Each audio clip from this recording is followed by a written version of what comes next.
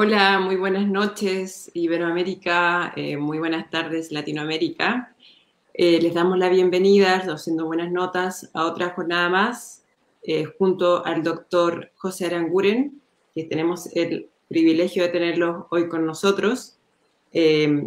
Así es que vamos a comenzar esta charla y vamos a saludar a todos los que están en sus casas hoy compartiendo con nosotros. Recuerden unirse a nuestro grupo y todos son muy bienvenidos hoy, así es que al final de nuestra charla vamos a proceder a las preguntas. Mi nombre es Marcela Salamanca y voy a estar a cargo hoy como moderadora de la charla junto a mi compañero Nef. Muchas gracias, Marce, por empezar la transmisión. Y como ya lo mencionaste, hoy nos acompaña un gran endodoncista. Seguramente todos los que se están uniendo a esta sesión conocen del doctor, sobre todo por su trayectoria. Y aquellos que se están iniciando en este caso, en el camino de la endodoncia, están por recibir una de sus clases, lo cual van a confirmar que realmente es un doctor muy, muy, muy bueno. Así que no se pierdan cada uno de los detalles que va a estar diciendo el doctor en su presentación. El grupo de Endos Buenas Notas se caracteriza por su fraternidad y, al menos en esta situación de virtualidad, siempre hemos intentado mostrar mucha amistad, mucho compañerismo con todos los colegas que nos siguen a lo largo de toda Latinoamérica y también con los que están en España. Así que siéntanse bienvenidos a esta sesión en línea y muchas gracias más. El tema de hoy será endodoncia moderna y nuevos procedimientos endodónticos, salvemos dientes, a cargo del doctor José Aranguren. A continuación voy a presentarles el currículum del doctor Aranguren. Bueno, el doctor Aranguren es el director del máster de endodoncia microscópica y cirugía apical. También colabora en la cátedra de endodoncia, también en la Universidad Rey Juan Carlos.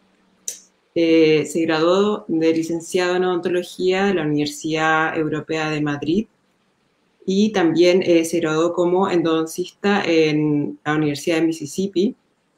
Es ponente de varias charlas internacionales nacionales y también tiene más de 40 artículos publicados a nivel nacional e internacional. Es dictante de distintas marcas comerciales, como Carl Zeiss también es uno de los principales speakers, y hoy nos va a estar hablando sobre todo lo que es la endodoncia moderna, que contamos estas nuevas herramientas, así es que le damos la bienvenida al doctor José Aranguren. Hola, buenas noches. ¿Qué tal? ¿Cómo estás? Muy contento, doctor. Placer estar aquí y el compartir un rato con todos vosotros y con toda la audiencia, aunque aquí en España es un poco tarde, pero bueno, pero la verdad es que es un placer compartir un rato y poder hablar de endodoncia. Así que si queréis, empezamos, ¿vale? Muchísimas gracias por la presentación, por la amable invitación y es un placer estar aquí con todo vuestro grupo, que os sigo desde hace bastante tiempo, de cuando empezasteis cuando la pandemia, y ya Marce es muy amiga mía, aparte de ser profesora del posgrado que dirijo, y una fantástica profesora y una fantástica amiga, y me ha puesto al día siempre de vuestros avances, y la verdad es que os doy la enhorabuena porque habéis creado un grupo fantástico, un método de comunicación y de docencia, enseñanza o de divulgación importante. Y la verdad es que os doy la enhorabuena, pues un trabajo de todos, que sois un grupo fantástico y nada, un placer estar con todos vosotros hoy aquí. Gracias a ti, José, por aceptar la invitación. Un placer. Vamos a disfrutar de tu charla. Bueno, intentaré por lo menos que no os aburráis mucho. Bueno, y por lo menos que aprendáis. Bueno, vamos a empezar y bueno, pues la conferencia, como bien ha dicho Marce, es una conferencia que lo que quiere es enseñar que la endodoncia no es solo endodoncia, no es solo tratamiento de conductos, sino que con la endodoncia se puede hacer muchísimo más. Por eso hay que formarse muy bien como endodoncistas para tener toda esta batería de procedimientos, porque nuestro fin último como endodoncistas es salvar dientes, ¿no? Siempre que sean salvables, ¿no? Hay una serie de casos que los dientes no son salvables, luego lo comentaremos, pero mientras sea salvable, debemos salvar el diente, ¿no? Y eso es nuestro cometido. Y yo como endodoncista exclusivo, yo no sé cómo funciona el tema de la exclusividad en los diferentes países, porque aunque los conozco, he visitado casi todos, pero es verdad que en cada país es un poco distinto. Pero aquí en España yo soy endodoncista exclusivo, solo hago endodoncia. Y lo que me llega a la consulta, la mayoría de los tratamientos son tratamientos muy complejos, es decir, tratamientos que ya han intentado una endodoncia y no han podido, o es un retratamiento complejo, o hay una lima fracturada, o hay una falsa vía, o hay una lesión persistente, casos que son de dificultad alta. Por eso, como endodoncistas, si lo que nos derivan son casos complejos, necesitamos tener un gran armamentario de recursos para poder solventar los diferentes casos. Entonces, no nos vale solo con la endodoncia hacemos solo el procedimiento básico, necesitamos conocer otra serie de procedimientos, que es lo que vamos a ir viendo durante la conferencia. Bueno, vamos a empezar. La endodoncia ha cambiado muchísimo y gracias a los cambios que ha dado la endodoncia y el aumento de procedimientos y posibilidades y mejora de los tratamientos y la tecnología, hoy en día somos capaces de salvar un altísimo número de dientes, ¿no? Y esto ha cambiado el plan de tratamiento, ¿no? Dientes que antes se extraían con cierta facilidad, hoy en día somos capaces de mantenerlos y que el plan de tratamiento cambia. Antes eran planes de tratamiento mucho más agresivos, con muchas extracciones y muchos implantes, y hoy en día se está volviendo otra vez a mantener dientes, a hacer un buen tratamiento de conductos, retratamiento, cirugía apical, el tratamiento que se necesite endodóntico para poder salvar el diente y sobre el diente sano y en salud poder restaurar el resto de la boca con prótesis fija, con implantes en los espacios edéntulos, etcétera, etcétera, ¿no? Si repasamos un poco cuál es el éxito de la endodoncia, fijaros que tenemos la gran suerte de hacer endodoncia y tener una especialidad o una parte de la odontología muy predecible. Fijaros que los estudios hablan de un éxito de 97%, 94%, 92%, 91%. Estamos ante una especialidad muy, muy predecible si se hace bien, con cariño y conocimiento, ¿no? Fijaros en este primer artículo, que es que es el artículo de Selarabi, que es un artículo que me gusta muchísimo, porque es un artículo frío, como digo yo, ¿no? Es un artículo que se basa en las aseguradoras americanas, ¿no? Sobre 1,5 millones de dientes, fijaros el espacio muestral, 1.126.000 pacientes. 8 años después del tratamiento de conductos, el 97% de los dientes seguían en boca. Y esto es datos fríos de las aseguradoras, ¿no? Que cogieron cuántas endodoncias se hicieron en el año 8 años atrás y cuántas de esas siguen hoy en boca, ¿no? Fijaros que el dato es importante, ¿no? Si la endodoncia se hace con dedicación, con cariño, fijaros que podemos salvar prácticamente el 100% de los casos en algunos casos, ¿no? Fijaros, en este caso también, un tratamiento de conductos. Hoy en día las nuevas limas, las nuevas aleaciones, los nuevos sistemas de instrumentación y la tecnología actual nos hace que la endodoncia sea mucho más rápida, mucho más predecible y mucho más fácil que lo que era antes, ¿no? Cuando hacíamos solo la endodoncia manual. Fijaros si creo en la endodoncia que vamos a hacer una especie de juego en el cual os voy a demostrar cómo con la endodoncia podemos salvar prácticamente el 100% de los dientes. Solo va a haber 3 puntos en los cuales no vamos a ser capaces de salvar los dientes. Uno va a ser cuando el diente no es restaurable. Tiene una gran caries, no restaurable, pues obviamente aunque hagamos el tratamiento de conductos no es viable mantener ese diente. La segunda es cuando el diente está fracturado, fisurado. Ahí pues tampoco podemos hacer nada. Sí podemos hacer algo si es en una de las raíces, hacer una radectomía o así, pero bueno, ya estamos entrando en terreno un poco más escabroso para poder mantener el diente, ¿no? Pero realmente, si el diente está partido, no hay nada que hacer, ¿no? Y la tercera sería si el diente no está periodontalmente estable. Si no tiene estas 3 premisas, somos capaces de salvar cualquier diente, ¿vale? Vamos a ver los 3 tratamientos principales, ¿no? Que serían el tratamiento de conductos, retratamiento de conductos y cirugía apical. Fijaros que el éxito de cada uno es más o menos el tratamiento de conductos. La literatura está más o menos en un 92%, el retratamiento está el éxito en torno a un 85% y la cirugía apical está el éxito en torno al 92%. Pues fijaros, nos vas a poner en el ratio de éxito más bajo de la literatura, ¿no? En el tratamiento de conductos es un 92, pues cogemos un 75. En el retratamiento es un 85, pues cogemos un 70. Y en cirugía apical, que es un 92, cogemos un 74. Fijaros, hemos cogido ratios de éxito bastante más bajos que los reales, ¿no?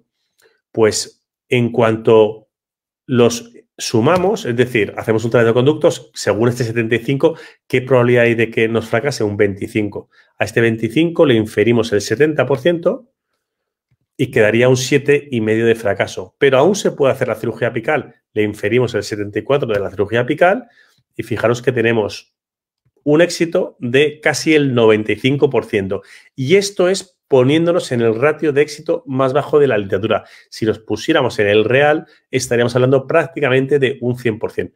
¿Pero qué ocurre? Que para poder salvar el 100% de los dientes, que no esté fisurado, que sea restaurable y que periodontalmente esté aceptable, necesitamos conocer todos los procedimientos endodónticos para poder salvar el diente, porque hay muchas veces que la vía directa, el tratamiento de conductos, no es suficiente. Necesitamos el retratamiento. Hay veces que el retratamiento tampoco es suficiente. Necesitamos cirugía apical. Y otras veces necesitamos de otros procedimientos endodónticos para poder solventar el caso. El problema es que nos enfrentamos a bacterias muy pequeñitas y a sistemas de conductos ramificados súper complejos. Y esto es lo que va a hacer que la endodoncia sea complicada. Esto es lo que va a hacer que la endodoncia dependa de una buena limpieza química y mecánica de los conductos. La mecánica es muy conocida y todos sabemos que es muy importante porque es lo que preparamos, que es lo que se ve. Pero lo que no se ve, que es la limpieza química, es esa irrigación, esa activación del irrigante dentro del conducto, es igual o más importante casi que la mecánica. Por lo cual necesitamos potenciar nuestra actividad de irrigación química para poder acceder a esas anomalías de conductos. Luego, cuando veáis algún tratamiento de conductos, con conductos laterales, con anatomías complejas, pensad que lo más importante para encontrar esa anatomía o para poder obturar esa anatomía es la limpieza química de los conductos. Mucho más que la obturación. Por supuesto, la obturación es importante, pero si no limpiamos, no vamos a rellenar. Por lo cual, para poder limpiar y rellenar esas anatomías complejas de conductos, lo principal y primero es limpiarlo. Conducto principal mecánicamente, conducto accesorios y anatomías complejas con la irrigación.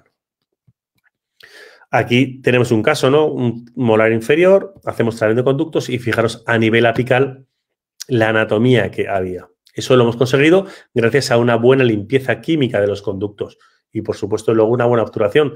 Pero si solo hubiera sido una buena obturación y no hemos limpiado químicamente los conductos a ese nivel, no sellaríamos esas zonas porque se quedarían bloqueadas con el propio tejido, ¿no?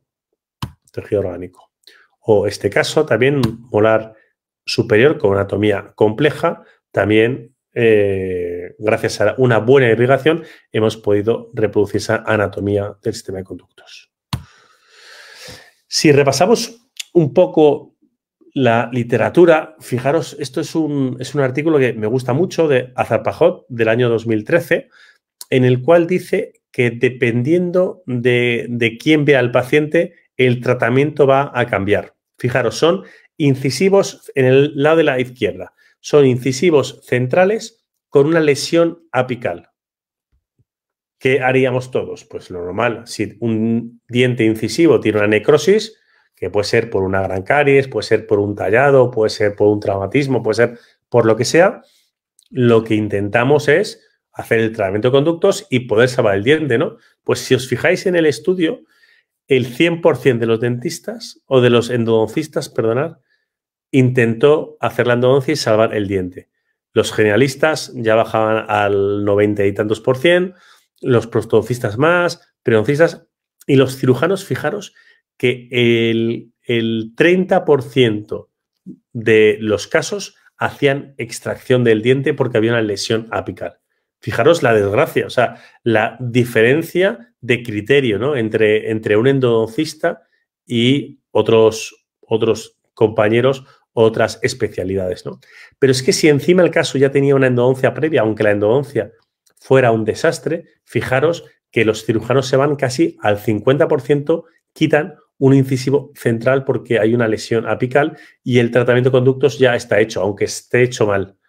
Fijaros la diferencia de criterio con nosotros. Yo en la consulta, uno de los dientes que más tratamos es el incisivo central, porque es el diente que es la llave de la sonrisa, es el diente más importante para salvar. Y también os voy a decir una cosa, es de los dientes más sencillos de tratar. ¿Por qué? Porque es muy accesible, es muy fácil. Si hay que hacer una cirugía apical, es muy sencilla. Si hay que encontrar el conducto, por muy calcificado que esté, con magnificación, hoy en día encontramos prácticamente, no sé qué deciros, pero el 90 y tantos % de los casos, ¿no? O sea que es un diente que es muy accesible y que tenemos muchas posibilidades, desde la endodoncia, retratamiento, cirugía, o otros procedimientos que veremos luego más tarde, ¿no? Porque el paciente, ¿quién quiere quitarse un diente? Nadie, ¿no? Fijaros, el paciente, si le preguntamos, pues nadie quiere quitarse el diente. Y hoy en día la endodoncia, incluso en casos como el que estamos viendo, fijaros esta raíz distovestibular, qué curvatura tiene. Pues hoy en día, con los nuevos sistemas de instrumentación, las nuevas aleaciones, los nuevos tratamientos térmicos hacen que la endodoncia sea mucho más fácil y mucho más predecible. Antes, hacer una preparación como la que estamos viendo requeriría de mucho paso de instrumentos, de mucha instrumentación manual, mucho step back. Hoy en día todo es mecánico y es mucho más sencillo. Y las nuevas aleaciones hacen que sea más difícil cometer errores, que sea más difícil transportar y fracturar instrumentos. Por lo cual, yo sí, cuando me pregunta la gente qué sistema de instrumentación, yo siempre recomiendo un sistema de nueva generación, con nuevas aleaciones que hacen que las limas sean mucho más sencillas de utilizar y más seguras, lo más importante, en cuanto a deformación, transporte y, por supuesto, fractura de instrumentos. O fijaros en este caso, ¿no? Un premolar inferior que siempre es de los dientes más complejos que nos podemos encontrar. Bueno, pues si ya sospechamos una anatomía compleja, como en este caso, bueno, pues gracias a la magnificación somos capaces de encontrar los conductos y poder hacer el tratamiento en condiciones, ¿no? Yo siempre que hablo de magnificación, y lo llevo diciendo muchos años, pero antes cuando lo decía sonaba pues a estar loco, ¿no? Yo siempre he dicho que la endodoncia debe ser con magnificación porque es la única forma de controlar todo. La gente piensa que la endodoncia, que la magnificación es para encontrar los conductos, pero realmente la magnificación es para todo, es para localizar los conductos, para encontrar diferentes anatomías, para ver cómo interacciona el hipoclorito con la materia orgánica, cómo es el burbujeo en la fase secado para secar el conducto y comprobar que no hay nada de exudado a nivel apical en casos que pudiera haber exudado. En la fase de obturación vamos controlando perfectamente todas las fases de compactación, de inyección, de colocación. En los retratamientos vemos si queda algo de material de obturación previo dentro del conducto, si está todo limpio, si no. O sea, es la forma de controlar todo. Y no te das cuenta de lo importante que es la magnificación hasta que la utilizas. Y cuando la utilizas ya no puedes volver a hacer endodoncia sin magnificación porque te da la sensación de estar haciendo las cosas a medias, de no estar controlando todo el procedimiento, que es la realidad, que no controlas. Estás haciendo lo que buenamente puedas, ¿no? Yo siempre digo que la magnificación es fundamental y fijaros hasta qué punto es importante, ¿no? Yo ya hablo de la magnificación y de la tecnología. Siempre he dicho que para ser un buen profesional tienes que tener 3 apoyos fundamentales. Uno es la formación, que es lo que adquirimos con nuestro conocimiento, etcétera, ¿no? 2 es la experiencia, todo lo que vamos aprendiendo según hacemos tratamiento de conductos. Y la tercera es la tecnología. Sin estas 3 patas nunca podremos ser buenos profesionales. Necesitamos las 3 patas para ser buenos profesionales. Fijaros hasta qué punto creo en esto, que hace unos meses tuve que hacer un retratamiento de conductos a una compañera, que era la mujer de otro compañero, que le habían intentado hacer la endodoncia hace 20 años. Quien se la intentó hacer era Arturo Martínez Bernat, uno de los padres de la endodoncia española y también latinoamericana, un auténtico fuera de serie y que fue además mi maestro en la universidad, por lo cual le tengo un cariño increíble y una admiración total, ¿no? Bueno, pues vino el paciente para que yo hiciera el retratamiento porque era un caso que era un diente calcificado, que Arturo hace 20 años no pudo encontrar el conducto porque no tenía magnificación y no lo pudo encontrar. Y viene 20 años más tarde, el caso se reagudizó y vino. Y me metí dentro del diente y tardé 8 minutos en encontrar el conducto. 8 minutos. Yo no soy mejor endodoncista de lo que era Arturo, pero la diferencia es que yo tenía magnificación y Arturo no. Por eso, para ser buenos necesitamos tecnología. Con tecnología englobo todo lo que os podéis imaginar, ¿no? Entre ellos, por supuesto, el microscopio. Y la endodoncia no es solo endodoncia, no es solo tratamiento de conductos, es una serie de procedimientos que tenemos: tratamiento de conductos, tenemos el retratamiento de conductos, tenemos la cirugía apical, tratamiento de la pulpa vital, pulpotomía parcial, revascularización, reimplante, traumatología dental, tratamiento del ápice inmaduro, autotrasplante. Todo esto son procedimientos que hacemos a diario en la consulta para salvar dientes. ¿Por qué? Porque un caso a lo mejor no requiere un tratamiento y lo que requiere es un tratamiento de la pulpa vital, o no requiere un retratamiento y lo que requiere es un reimplante, o no requiere un tratamiento y lo que requiere es una cirugía apical.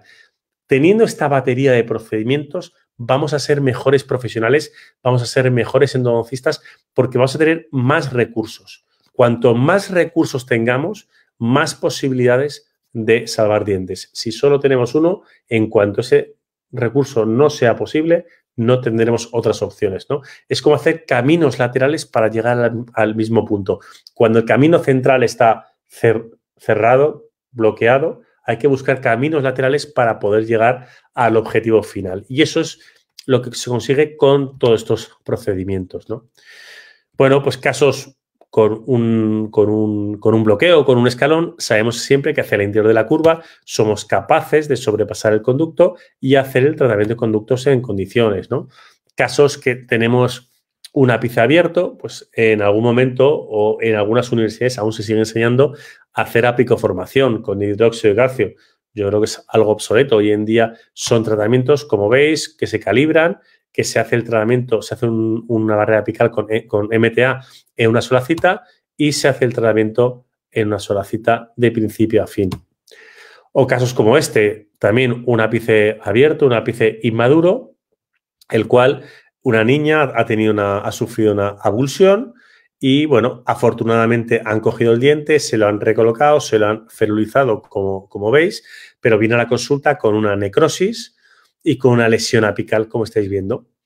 Problema, aquí podríamos hacer un tapón con MTA y salvar el diente, pero el problema sería que la proporción corono-raíz no es demasiado buena, por lo cual en este caso lo que le propusimos es una revascularización, que es un procedimiento endodóntico que hacemos en casos que el diente esté muy inmaduro, raíces muy finas o muy cortas que queramos que crezcan un poco para una viabilidad mejor a largo plazo, ¿no? Entonces fue lo que hicimos. Aquí vemos el caso ya, bueno, hemos entrado dentro, hemos limpiado, hemos inducido el sangrado de la papila apical y sellamos con un biomaterial la entrada del conducto. Y fijaros que 8 meses después, fijaros la diferencia y el crecimiento de la raíz. Ahora, el procedimiento o el éxito de este diente a largo plazo es mucho mejor porque la raíz ya tiene una forma y un tamaño muchísimo mejor para la vida de ese incisivo, ¿no? Que ya hemos dicho antes que es la llave de la sonrisa. También la traumatología dental. Puedes decir que no es exclusiva de la endodoncia, pero al final el tratamiento de conductos casi siempre está relacionado con la traumatología dental, ¿no? Y al final los que mejor controlamos todos los protocolos de traumatología y de tratamiento de estos pacientes somos los endodoncistas. Entonces, es muy importante, bueno, pues el tenerlos claros. Si no están claros, la IADT, que es la Sociedad Mundial de Traumatología, los actualiza continuamente, los ha actualizado recientemente, o sea que os recomiendo que entréis en su página y os los empapéis porque es bastante útil. Y bueno, este es un caso que me llegó a la consulta. Fijaros lo curioso de este caso, es un futbolista profesional de un equipo de primera división, súper potente, que tiene médico, que tiene, bueno, pues todo lo que podemos imaginar. Y el jugador salta en un córner con el portero le pega con el codo a nivel del ápice de los incisivos centrales y le abulsiona el 22 y casi, bueno, le hace una pseudoabulsión de los otros dos centrales, ¿no? Una luxación extrusiva. Bueno, pues en este caso, bueno, afortunadamente no saltaron de la boca el 11 y el 21, por lo cual se lo recolocaron, pero el 22, que se abulsionó, salió al campo y nadie se preocupó de recogerlo, como si hubiera saltado algo de saliva, ¿no? Y esto es uno de los problemas que nos encontramos en todos los países, ¿no? La falta de conocimiento por la población de cómo actuar en estos casos, que al final es lo más importante porque la actuación en el momento, en la circunstancia, o sea, en el momento que ha ocurrido el trauma, es el mejor pronóstico para el caso.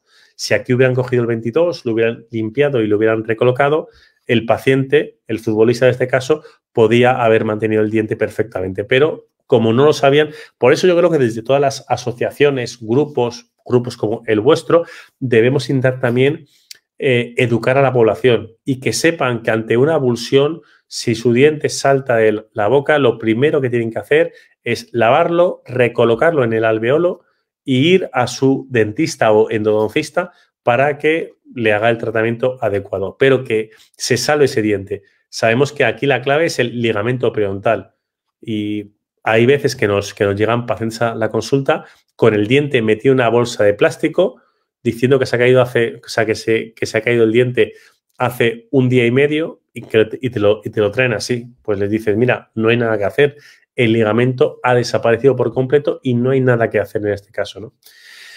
Entonces, bueno, en este caso, bueno, pues fue como vino sin el lateral, ahí veis con el póntico y hubo que hacer los dos centrales. En este caso eran dientes que habían tenido una necrosis y habían estado sin hacer la pulpectomía durante muchos días, por lo cual hice un tratamiento con corticoides para evitar la reabsorción inflamatoria que se podía producir por largo tiempo de necrosis los dientes antes de tratarse. Uno estaba calcificado, como veis, en un futbolista es muy típico por la cantidad de golpes que se dan, cabezazos, etcétera. Y este es el caso, bueno, en la parte de izquierda, tratamiento con corticoide, con clobetasol, y un mes después ya el tratamiento y las endodoncias realizadas, ¿no? O este es un caso bastante antiguo, que me viene un paciente para hacer un tratamiento de conductos, vemos un conducto principal y luego a partir de aquí se pierde la anatomía. Lo que estamos viendo es esto, ¿vale? Esto que veis aquí es el clamp, ¿vale? Eso que está superpuesto, por supuesto, está hecho con clamp. Y esto es la conductometría, ¿no? Veis aquí cómo están... era un conducto que se tetrafurcaba, ¿no? Y aquí vemos el caso hecho y el control 15 años después. Fijaros que se separó una lima aquí, lo veis, en la parte apical. Y sabemos que lo importante es, cuando se separa un instrumento, saber en qué punto se ha separado y qué tipo de instrumento es. Esto era una ProTaper, una F2, lima de terminación en la fase final de la endodoncia, cuando estamos acabando, por lo cual lo mejor cuando ocurre la fractura a longitud de trabajo, lo mejor es que no ocurra nunca, pero a veces puede ocurrir. Antes teníamos mucho más fracturas que las que tenemos ahora, aparte por mejores materiales, mejores limas, etcétera. También es porque conocemos mucho mejor cómo funciona el níquel titanio, ¿no? Y bueno, pues si se fractura una lima de terminación en la fase final de la endodoncia, fijaros que no pasa nada por dejarlo a nivel apical. No es lo ideal, es obvio, ¿no? Pero la literatura dice que entre dejar una lima o gutapercha a nivel apical en caso de que se rompa, si es lima de terminación en la última fase de la endodoncia, no hay diferencias significativas en el outcome, en el pronóstico a largo plazo, ¿no? Otra cosa es que la lima se rompiera en tercio medio o fuera una lima de las primeras que vendes en el conducto y que fuera en una parte que no ha llegado a longitud de trabajo y que no selle esa zona de trabajo a longitud de trabajo. O este caso es un caso de un retratamiento que me mandaron para hacer este 7 inferior. Vi una anatomía complicada, veis aquí como, bueno, pues como un cambio en la forma, y luego además al hacer el combin, pues vi también que había mucho hueso vestibular, por lo cual para poder hacer una cirugía apical iba a necesitar hacer un destrozo increíble de hueso, por lo cual decidí hacer el reimplante. Pero también me decidí por esto. Fijaros que al hacer el combin, fijaros, un conducto, un conducto, un conducto, un conducto, un conducto. Vi una anatomía muy compleja que luego se corroboró cuando hice, perdonad, que luego se corroboró cuando hice el reimplante. Fijaros, hice la extracción, biselé un poquito el ápice y fijaros lo que me encontré. Un conducto, un conducto, un conducto, un conducto, un conducto, un conducto, un conducto, otro conducto, un istmo de unión. Esta anatomía, tratarla vía conducto, hubiera sido muy complicado. Por eso os he dicho antes que tenemos que tener una batería de procedimientos. Porque hay muchas veces que el procedimiento básico, que puede ser la endodoncia o el retratamiento, no es suficiente o no es posible hacerlo porque la anatomía es muy compleja, porque el conducto no es accesible, porque por la razón que nos podamos encontrar, deberíamos tener más posibilidades. Y esto fue lo que hicimos en este caso. Hicimos el reimplante. Siempre los reimplantes, la clave es el tiempo extraoral del diente para que el ligamento periodontal sufra lo menos posible y no tengamos problema de anquilosis o reabsorciones en un futuro. Si el tiempo es inferior a 10 minutos, el pronóstico es muy, muy bueno. Yo normalmente tardo entre 6 y 7 en estos casos y aquí fue un poco pues lo que hicimos, ¿no? Hicimos la extracción, hicimos la preparación y la obturación. En estos casos siempre la obturación la suelo hacer con un material que frague rápido para que de alguna forma no se vaya parte al recolocarlo dentro del alveolo, ¿no? Un material como el MTA no nos valdría, tarda en fraguar entre 3 y 4 horas y al colocarlo se nos podría ir algo del material. Por lo cual, en este caso, usé Super Eva, un material que fragua bastante rápido y nada, ahí tenéis el caso colocado y 6 meses después, fijaros ya cómo se empieza a ver esa regeneración ósea a nivel apical. Pasamos un poco más en el tiempo y fijaros un año después cómo está la lesión apical que ha desaparecido por completo, ¿no? Incluso tenemos el control de la semana pasada o hace 10 días de 3 años el caso. Fijaros cómo está el caso, cómo está la lesión, cómo hemos pasado de un estadio inicial con una gran lesión a cómo está, ¿no? Y está el paciente contentísimo y funcionando perfectamente con su diente, ¿no?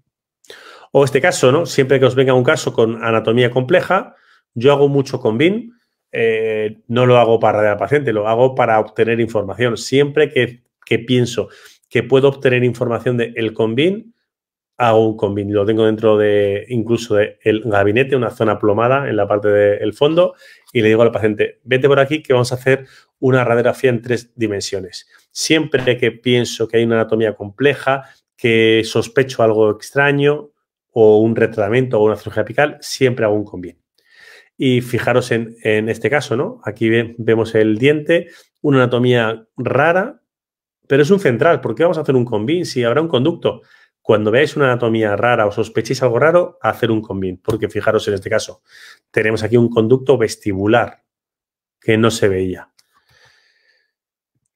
Y esto es lo que vimos, el conducto vestibular y el conducto principal. Aquí tenemos el downpack, los 2 conductos y el caso terminado. Fijaros estos 2 conductos. Jamás hubiéramos encontrado estos si no hubiéramos hecho un combin previo, ¿no? O este caso, nos mandan para hacer el tratamiento y lo primero que veo es que, bueno, pues un diente con una gran restauración, parece que hay una necrosis, hay una lesión y hay una reabsorción. Parece que está en la raíz palatina, pero no está muy claro ni el tamaño, ni si es perforante, si no es perforante. No puedo meterme a ciegas ahí, tengo que tener información y un combin me va a dar la información de lo que está pasando. Fijaros ahí. Ahora ya sí veo la reabsorción, veo el tamaño de la reabsorción, veo que es comunicante, vemos otros planos, vemos cómo está. Fijaros la lesión. Y ese es el caso terminado. Siempre que tengáis una reabsorción de este estilo y que sea comunicante, pensad que va a ser muy complicado hacer el tratamiento en una sola sesión. ¿Por qué? Porque al entrar en la zona resortiva, el paciente va a sangrar muchísimo y va a ser muy complicado de parar. Este caso lo traté también con ácido tricloacético, la zona de la reabsorción, y luego aparte,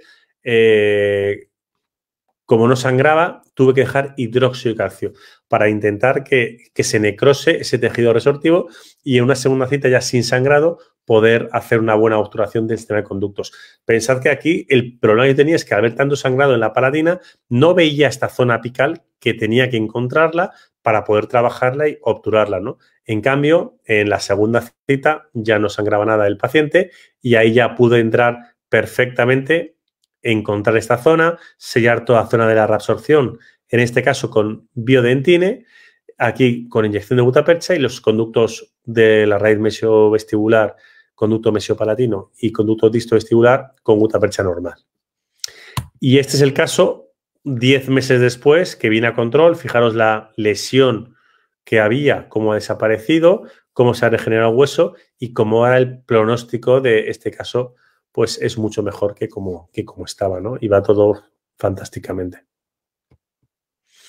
O este caso que me vino a revisión también esta semana, es un caso fresco, como digo yo, un caso que, bueno, otro endodoncista intentó hacer un retratamiento y se quedó así, porque había un bloqueo, un escalón y no podía hacer nada. ¿Y qué le pasó al endodoncista? Que el endodoncista era un endodoncista limitado.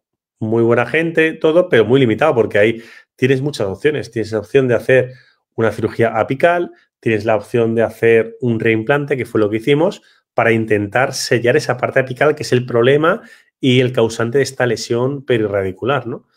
Bueno, en este caso hicimos el reimplante, muy rápido, muy fácil, una extracción muy sencillita, sellé a nivel apical y empezó a pasar el tiempo. A los 6 meses ya la curación apical era bastante importante.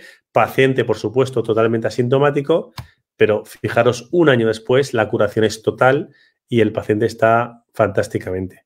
Por lo cual, es un procedimiento que nos va a ayudar muchísimo y que podemos utilizar mucho. Que también usamos en este caso, ¿no? Me mandan a hacer un retratamiento en este 7 superior.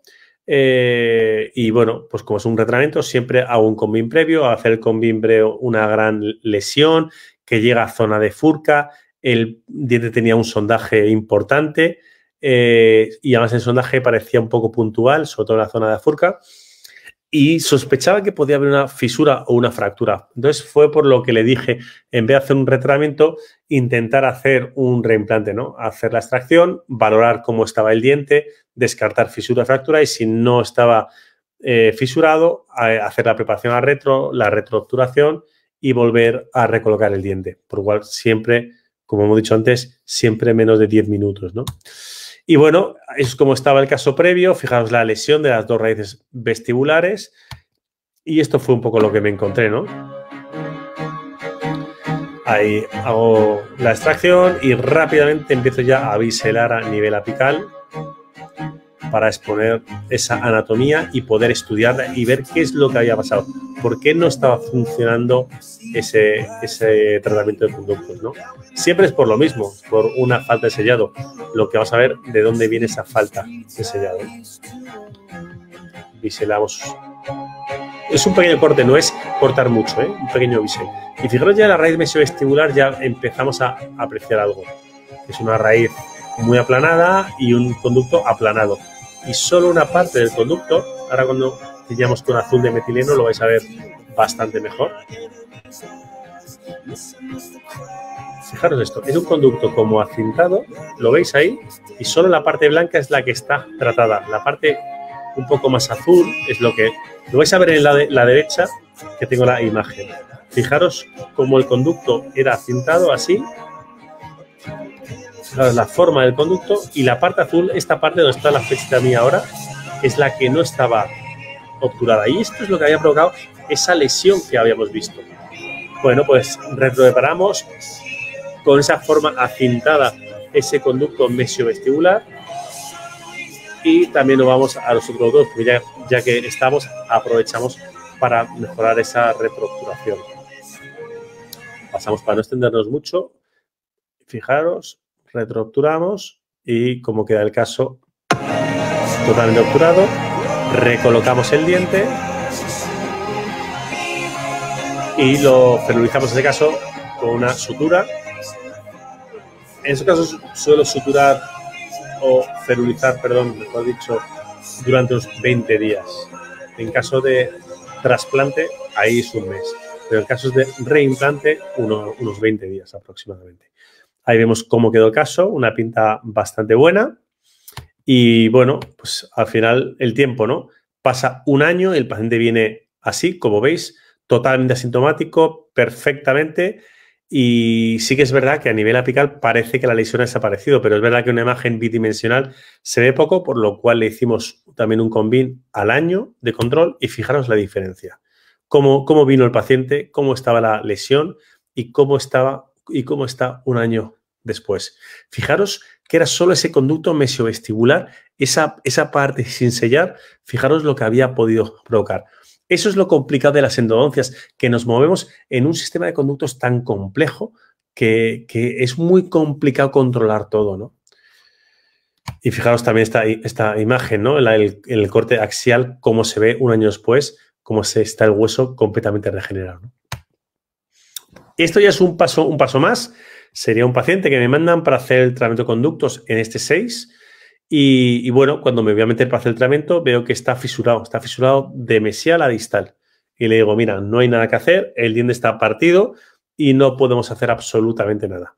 El paciente me dice, por favor, doctor, me han dicho que me lo iban a salvar, que usted me lo salvaba, pero es que aquí no se puede hacer nada. Ya hemos dicho al principio que una de las causas, de los puntos contra los que no podemos hacer nada si el diente está fracturado de mesial a distal y no se puede hacer nada. Y me dice, pero no se puede hacer nada. Y mirando un poco el TAC que veis aquí, había un cordal. ¿Veis el cordal este que está aquí? Y le digo, pues hombre, pues tienes un cordal. Y encima de un cordal que estaba sin oclusión con el inferior porque el inferior se lo habían extraído. Y le digo, mira, podemos, si quieres, trabajar con el cordal este y hacer un trasplante del cordal este a la posición del 6. Y bueno, pues al final el paciente se decide, además un diente, fijaros, con un conducto, una raíz muy redondita, una extracción bastante sencilla, es un caso perfecto para poder hacerlo. Como teníamos ya el TAC, pedimos que nos hiciera una réplica en 3D, una réplica plástica del cordal. Y quedamos con el paciente y lo que hicimos es quitar el diente, quitar el 6, probar la réplica hasta que entraba perfectamente. Para eso nos ayudamos.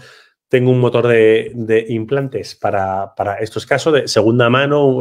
Cualquier motor de implante nos puede valer.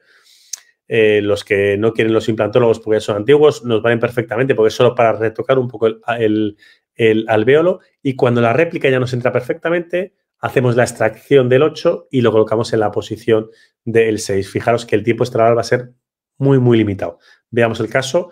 Aquí tenemos el tratamiento de conductos previo. Yo siempre abogo por un tratamiento de conductos previo porque si no queda perfecto, se puede retocar algo en el momento de hacer el trasplante. Si se hace posteriormente, como hacen algunos autores, me parece un error porque si la endodoncia no queda perfecta, tenemos un problema endodóntico ahí y creo que es mucho mejor hacer la endodoncia previa y si hay cualquier tipo de problema, se puede retocar la parte apical, sellar mejor la parte apical antes de hacer el trasplante.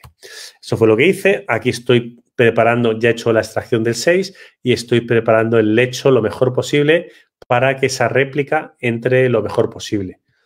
Aquí vemos ya cómo la réplica plástica entra perfectamente y cuando la réplica plástica entra perfectamente me voy al 8, hago la extracción y lo coloco en la posición exactamente que me entraba la réplica, exactamente en la misma posición. Y ahí ya lo celulizo y ya estaría el caso terminado. Esperamos 30 días en este caso y así es como se fue el paciente.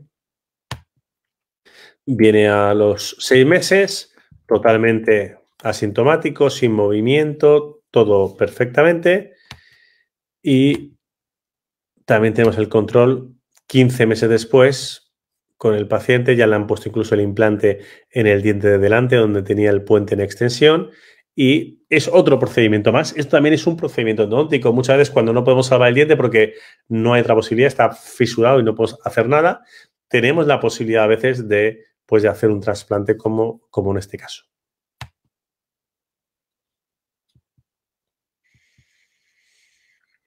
Y habría un procedimiento más, que sería la cirugía, ¿no? La cirugía, mucha gente que la ve como algo del cirujano.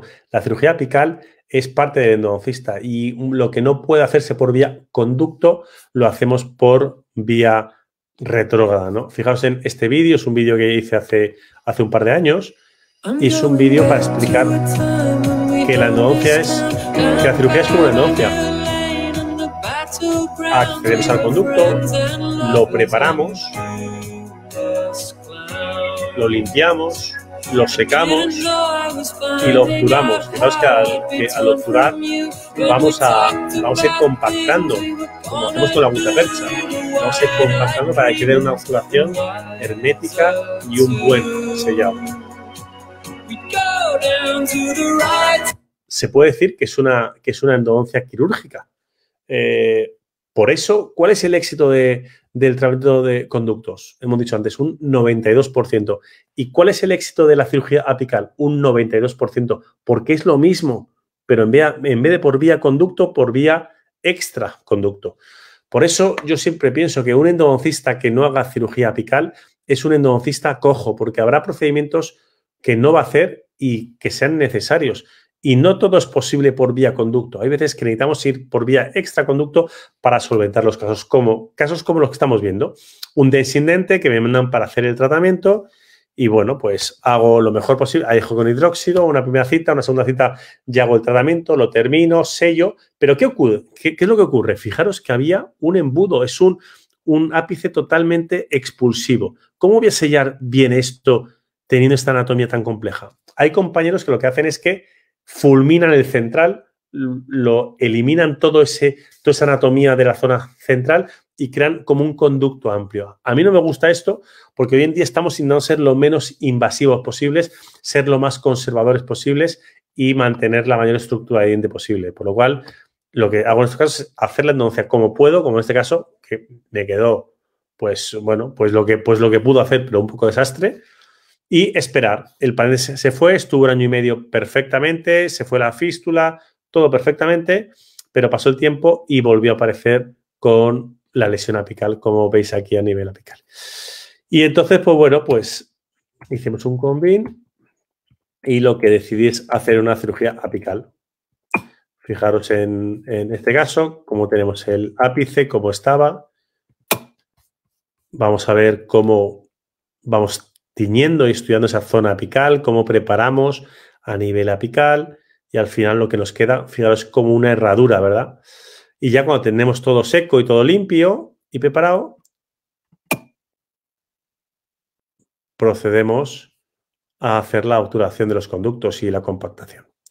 Y fijaros cómo queda, lo pasamos un poquito y fijaros cómo queda el sellado. Ahora sí, cuando veis la parte apical, fijaros cómo ha quedado sellado perfectamente. Esto sí se ha hecho con MTA, en este caso con Neo MTA de Avalon, un MTA que me gusta muchísimo. Y así es como quedó el caso. Si vemos ahora la radiografía, fijaros que ahora sí se aprecia un sellado bueno de esa zona tan divergente a nivel apical. Y fijaros que estaba la lesión y a los 3 años después de hacer la cirugía apical, fijaros cómo se ha regenerado el hueso y cómo ha cicatrizado perfectamente el caso y el paciente está totalmente asintomático. Es un caso que vía conducto no pudimos solventarlo y necesitamos de la cirugía apical para solventarlo. Y otro caso por el estilo, Un tratamiento de conductos, aquí en el incisivo, un tratamiento muy calcificado con lesión a nivel apical. Se hizo el tratamiento de conductos y, bueno, pues así fue como quedó. Se ve un poco fino, pero era un conducto súper finito. Pasa el tiempo y la lesión apical persiste. Algo está pasando, algo se ha escapado aquí a nivel apical. Entonces fue cuando se decidió hacer la cirugía apical y vamos a ver qué es lo que nos encontramos. La cirugía apical, vemos el conducto principal. Se trata el conducto principal.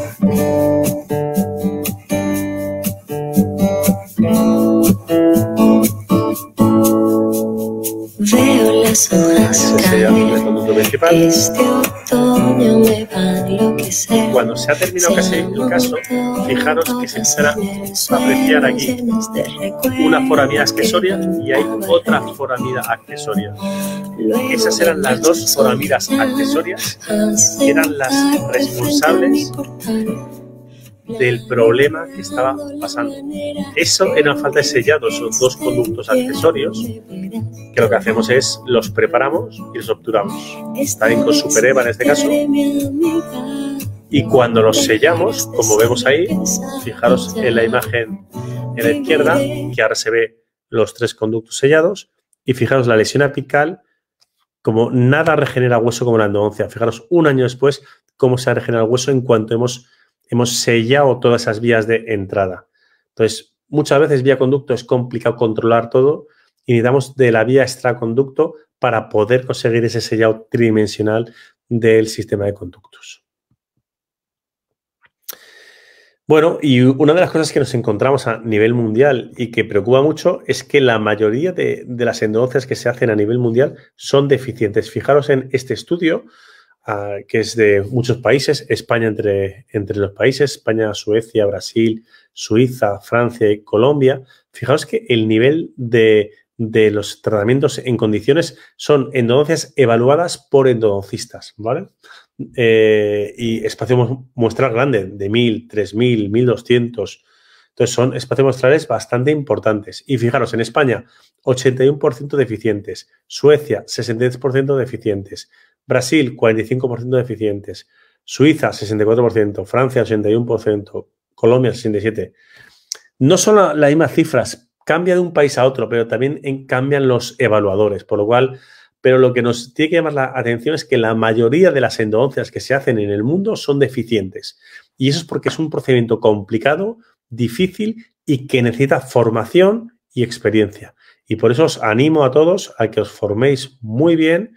Y los que lo estéis, pues nada, pues que lo aprovechéis porque la mayoría de las endodoncias que hacen, sobre todo los generalistas, poco formados, hay mucha gente que sale de la universidad del pregrado y piensa que ya sabe endodoncia y la endodoncia es complicadísima y necesita mucha curva de aprendizaje.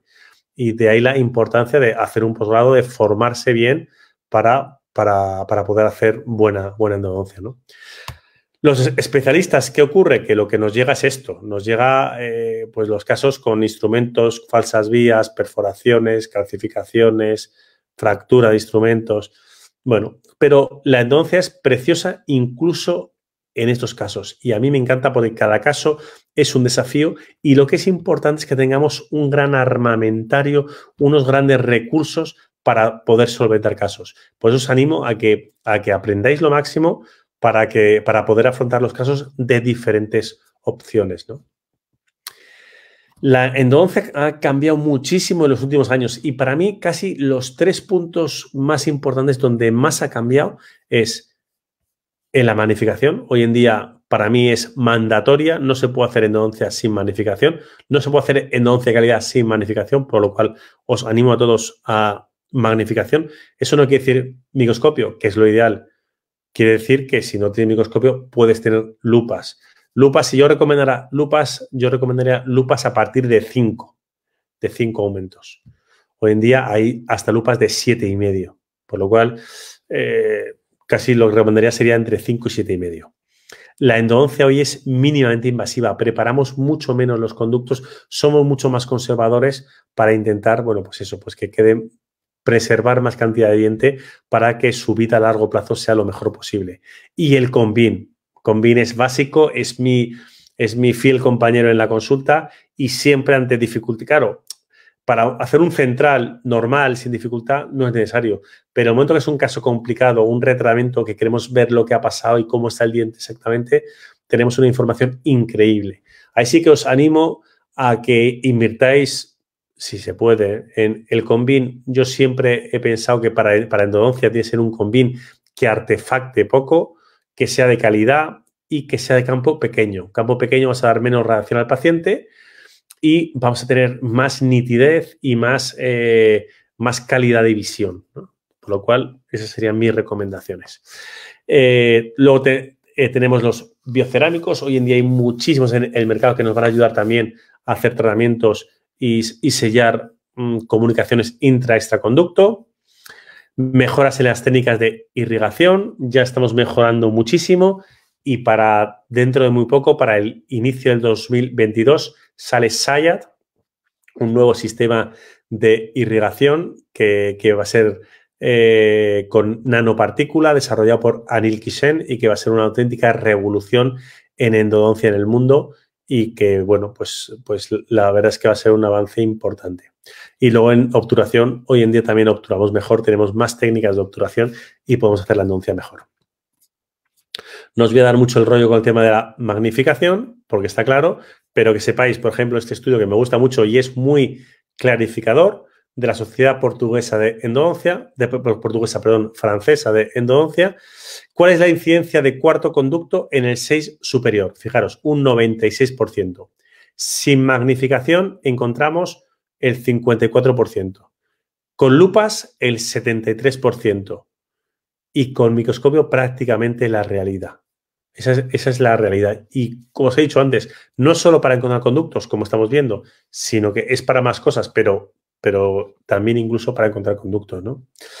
Y lo que hablábamos antes, hoy en día la endodoncia es menos invasiva. Fijaros en este caso, pues con una doble curvatura, una anatomía compleja, fijaros que somos capaces de hacer el tratamiento de conductos, mantener la anatomía original del conducto y no ser tan invasivos en la zona de entrada. Somos mucho más conservadores. Esta es la endodoncia actual, ¿no? Y como se deben hacer a día de hoy, desde mi punto de vista. Buscar sistemas que no sean muy invasivos y que no debiliten en la dentina pericervical, que sabemos que es la principal causa de fractura vertical, ¿no? O este caso, ¿no? Este caso me encanta porque es un caso de endodoncia moderna, ¿no? Cómo somos capaces de, sin abrir mucho a nivel coronal y conservar mucho la anatomía original del conducto, somos capaces de sellar esta anatomía difícil del sistema de conductos con estas ramificaciones que estamos viendo, ¿no? O este caso, ¿no? Por ejemplo, fijaros que se ve una lesión lateralizada. Siempre que veáis una lesión lateralizada, sospechemos que algo está pasando. Ya se aprecia aquí una anatomía compleja, pero fijaros cuando hacemos el caso, fijaros la anatomía. Esto lo conseguimos principalmente por la irrigación, una buena obturación, pero sobre todo por una buena irrigación. Y la lesión apical, como estáis viendo, un año después, fijaros cómo se ha regenerado el hueso un año después, ¿no? Incluso, en este caso, con apertura muy, muy conservadora. Bueno, invitaros, este es un grupo que tengo de formación, que tenemos una página también en Instagram, por si nos queréis visitar, con el doctor Patel, el doctor Bukiet y el doctor Arman Gassi. Tenemos Endo Update, estos invitados a visitarnos y a ver casos. Y también tenéis mi página, Endo José Aranguren. Cualquier duda, cualquier pregunta, estaré encantado de contestaros.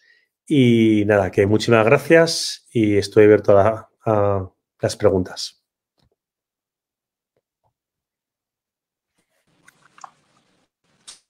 Muchísimas gracias, doctora Aranguren, por la espléndida charla. La verdad que pudo mantener a toda la audiencia muy despierta y atenta a toda la conferencia, así es que muchas gracias. Ahora vamos a leer algunas de las preguntas. Nef, ¿sabes si tienes alguna pregunta? Sí, claro. Por ahí? Bueno, antes que nada, felicitarlo, doctor. Muchísimas gracias por la plática que nos dio el día de hoy. Creo que habló de muchos puntos bastante importantes e interesantes que, sobre todo como clínicos, ya sea experimentados o que recién están empezando a adquirir conocimientos sobre el área de endodoncia, es bastante importante conocerlos. Bueno, de hecho, hay muchos saludos de varias partes de Latinoamérica. Hay una pregunta en cuestión sobre los parámetros que usted tiene para decidir en cuestión de retratamiento. O sea, si hace vía ortógrada o va directamente al reimplante, o si muestra un caso, me imagino que es por eso. ¿Cuáles son los parámetros, ¿no? Para elegir un caso u otro. Vale, a ver, los parámetros son, en el caso ese que hice el reimplante, que era un molar superior, que imagino será por ese, el caso es que sospeché que había una fractura vertical. Entonces, como sospeché que había una fractura vertical, pues lo que se le habló al paciente fue, mira, vamos a intentar hacer el reimplante, vamos a extraer el diente y si al extraer nos encontramos que el diente tiene una fisura o está partido, directamente ya está extraído, te vas a tu referidor y que te ponga un implante. Eso fue la razón un poco. Luego viendo un poco cómo está el caso, es un caso que perfectamente se podría haber hecho también un retratamiento. Pero en el caso que hicimos el reimplante, en ese caso, en el segundo molar superior, creo que era un 17, sospechaba que podía estar fisurado. Entonces, eso fue la razón. Si no, normalmente siempre que se pueda, es mejor un retratamiento. ¿Cuándo no hago un retratamiento? Pues un poco como en alguno de los casos. No hago un retratamiento si tengo sospecha de una anatomía muy compleja que me va a ser complicada de controlar vía ortógrada y voy a necesitar o bien de hacer una cirugía apical o bien de hacer un reimplante, según cómo sea el diente, ¿no? Pero por supuesto, si puedo tratar el diente vía conducto, siempre es mucho mejor, por supuesto. No es lo más fácil, es bastante más complicado, pero es lo mejor. Yo tengo otra pregunta por aquí. En casos de conductos claro, dientes con curvaturas muy pronunciadas, ¿cómo recomienda negociar esos conductos? Vale, siempre que tengamos una curva muy pronunciada, hay que tener muchas cosas en cuenta. Una es pues que cuanto más curva, más fatiga cíclica, pero la curva viene determinada por varios factores. Uno es por los grados de curvatura, otro es por el radio de curvatura y otro es por la longitud del conducto. Cuanto más largo sea el conducto, más va a sufrir el instrumento. Cuanto más grados tenga, más va a sufrir, pero va a sufrir más aún si el radio de curvatura es pequeño. Entonces, ¿cómo trabajar este tipo de conductos? Mi recomendación es hacer un preflaring importante, es decir, preparar bien la zona coronal y no preocuparte de la parte apical. Si vamos muy directos a la parte apical, es muy fácil hacer un bloqueo, un transporte. Entonces, preocuparnos solo de la entrada del conducto y cuando esa entrada del conducto está ya trabajada y limpia, trabajar el tercio medio y luego el tercio apical, ir como por tercios. Una cosa muy importante es que en estos casos vamos a tener una alta carga cíclica, por lo cual la recomendación es que no haya mucho material de níquel y titanio dentro del conducto. Sabemos que la fractura flexional, que sería la preocupante en este caso, es directamente proporcional a la masa del instrumento. Cuanto más masa tenga el instrumento, más carga cíclica, por lo cual yo buscaría una preparación pues de un 4%, una preparación de poca conicidad para intentar que haya menos carga cíclica. Y otra cosa importante es que las limas de terminación, las limas grandes, las limas de 25,4%, 25,6%, las limas tienen que llegar a longitud y salir. Y no lo que hace el 90 y tantos % de los endodoncistas y generalistas, que es entrar y salir, entrar y salir. O sea, como que repiten muchas veces esa longitud. Eso lo que estás metiendo es más carga cíclica al instrumento. Hay que llegar a longitud y una vez que has accedido a longitud, salir. Y no repetir más, porque estás metiendo más carga cíclica al instrumento. Esas serían mis recomendaciones. Habría que hablar mucho más en profundidad sobre ese tema, pero así unas pinceladas casi sería lo más importante. Y que eligieran una lima de nueva generación, de nueva aleación, de nuevo tratamiento térmico, ya que los nuevos tratamientos térmicos hacen que las limas sean mucho más flexibles y más resistentes. Más complicado también el transportar y más complicado el fracturar instrumentos. Perfecto, muchas gracias. Tengo por aquí otra pregunta. No sé si tú tienes otra, Nef. Sí, no, de hecho, pues pedirle primero. la autorización al doctor si tiene todavía espacio para unas cuantas preguntas, porque creo que hay bastantes personas interesadas. No, por favor, Marce. La otra pregunta es, ¿cuál es el paso más importante en un procedimiento de endodoncia? A ver, el paso final y el que se ve es la obturación. Pero siempre hay un refrán dentro de la endodoncia que yo creo que conocemos todos, que es más importante lo que se quita que lo que se mete. Yo creo en eso. O sea, creo que todo es importante. O sea, todo. Sellar todo, etcétera. Pero si conseguimos limpiar muy bien los conductos, estamos haciendo ya bastante. Por lo cual, creo que lo más importante es limpiar bien. Creo que lo más importante, yo a lo que le dedico más tiempo en la consulta es a la irrigación. Hoy en día, con los nuevos sistemas de instrumentación, podemos preparar un molar en 6-7 minutos en cuanto a la instrumentación.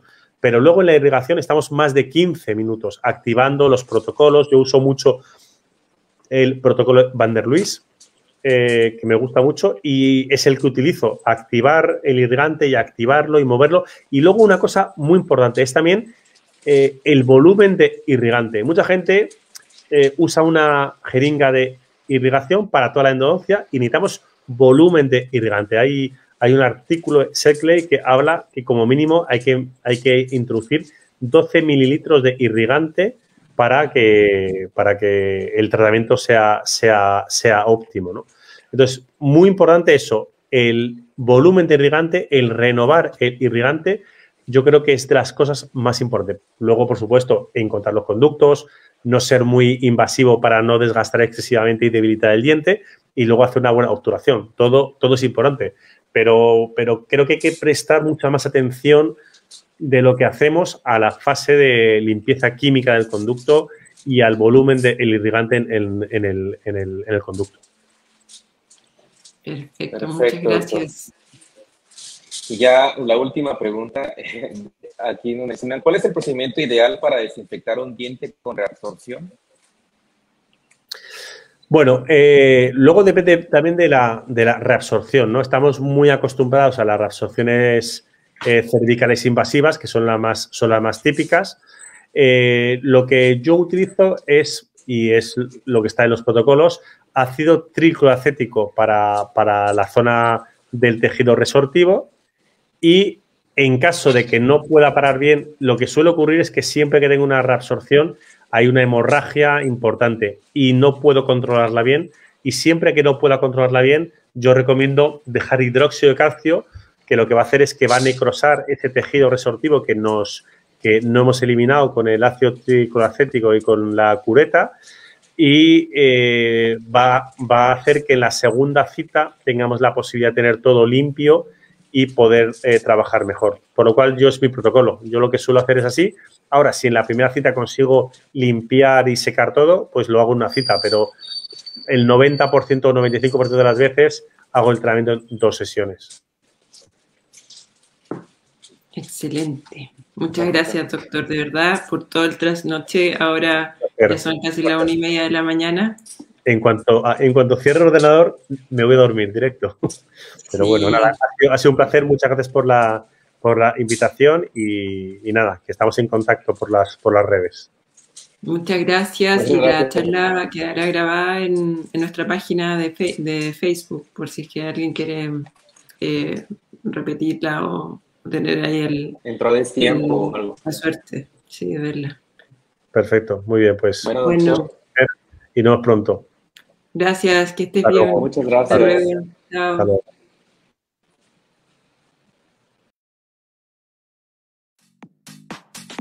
Hola amigos de Latinoamérica. ¿Aún no forman parte del grupo Endo Buenas Notas? ¿Qué están esperando? Somos un grupo de endodoncistas de Iberoamérica con la misión de compartir nuestros conocimientos, nuestra experiencia y nuestra pasión por la endodoncia. Síguenos en Facebook e inscríbete en el link para el sorteo de 3 endomotores. Búscanos como Endos Buenas Notas.